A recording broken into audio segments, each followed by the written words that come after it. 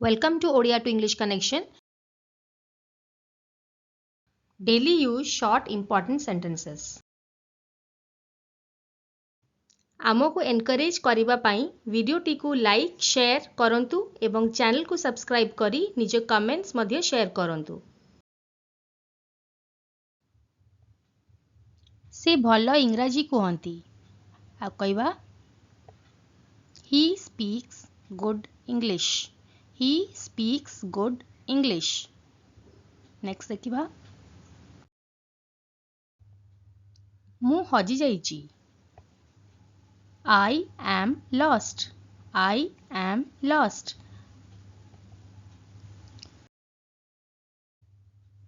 एटा मो ऊपर छाड़ी दियो आ कौन देखिबा friends leave it to me leave it to me एटी फ्रेंड्स मु कहि रखिबी LEAV ता माने होउची लीव आउ गोटे होउची LIVE सेटा होउची लिव लिव एटा होउची लीव तो एटा होउची लीव इट टू मी एहा असंभव आ कौन कहंती it is impossible it is impossible next मते रगाओनी don't make me angry don't make me angry मन दुख करनी don't be sad don't be sad next देखिबा फ्रेंड्स तमे सेठी की काई की जाइथिलो why you went there why you went there एबे तमे जाई पारो now you can go now you can go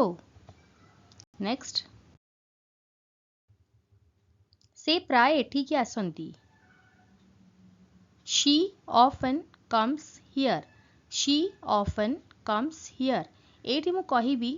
mail थिले ही यूज करिवे आ फीमेल थिले शी यूज करिवे ही थिले ही often comes here she थिले she often comes here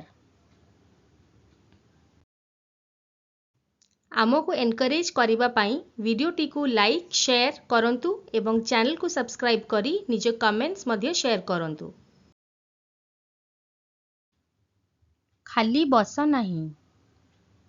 don't sit idle don't sit idle next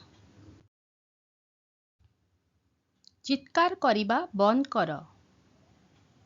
stop yelling stop yelling next मु एठारे नुआ कहबा I am new here I am new here next देखिबा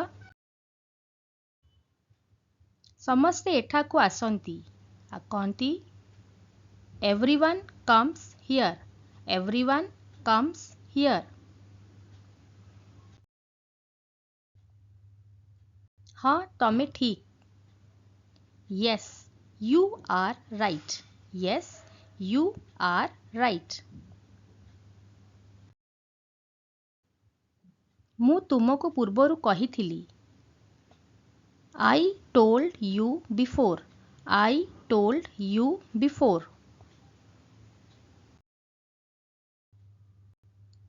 एहा को शीघ्र कर make it quick make it quick काली पर्यंत अपेक्षा कर आ कहबा wait till tomorrow wait till tomorrow next मते बाध्य कर नहीं आ कहबा don't force me don't force me एटी फ्रेंड्स आमे डोंट बदल रे डू नॉट भी यूज करि परिबा do not force me do not र शॉर्ट फॉर्म होची don't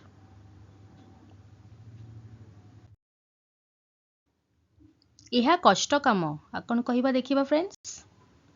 This is difficult work. This is difficult work.